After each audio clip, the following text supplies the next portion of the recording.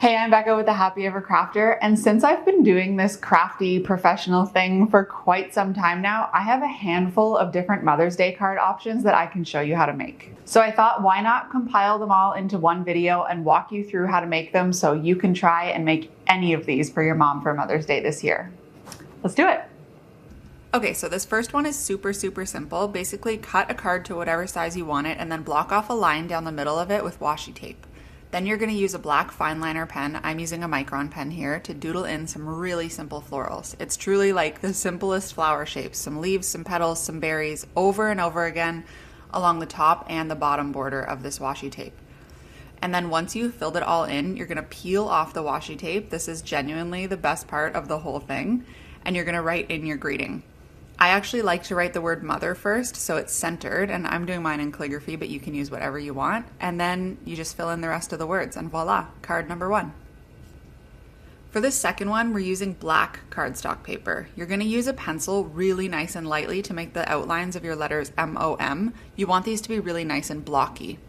Then we're going to repeat these floral shapes over and over and over again. Again, it's really simple. There's some flowers, some petals, some leaves. You're really just going to use those to fill in the inside of your letters this time, trying to have the pieces hit the edges in as many places as you can, so it really gives that definition of the shape of your letter. Then anywhere that feels like it needs more definition, we're just going to put dots. And that's it. That's card number two.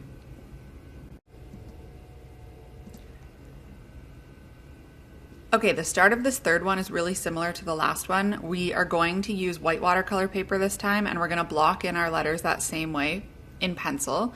And then we're going to go back this time with an eraser and get rid of as much of the pencil as possible, just so it's not going to show through our watercolor painting.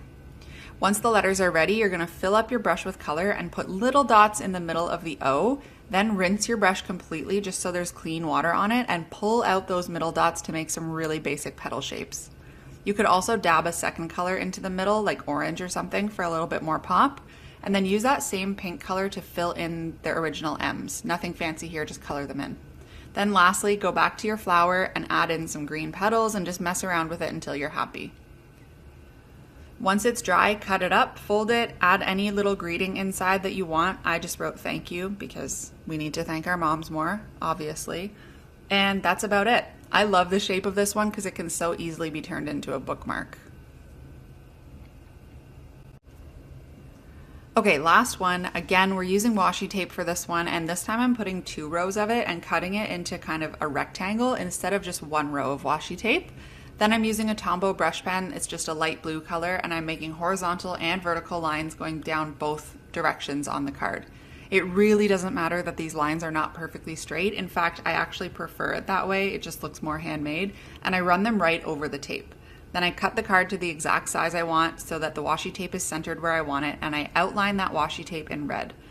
Then I can pull it off, and you can see that it masked all the blue lines, and I add some little scallops around the edges, and once I've decorated it to my heart's content, I just go in and write the word mom. All of this can be any color you want, by the way. It doesn't have to be the same colors as mine. Lastly, I go back with the same original blue pen and darken all the little squares a little bit where the lines overlap to really make that gingham pattern pop. And that's it.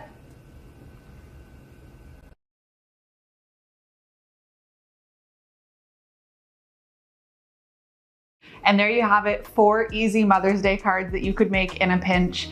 Next up, I'm gonna link you to my latest Mother's Day card that I made this year because I think you're gonna like it, and I hope to see you over there.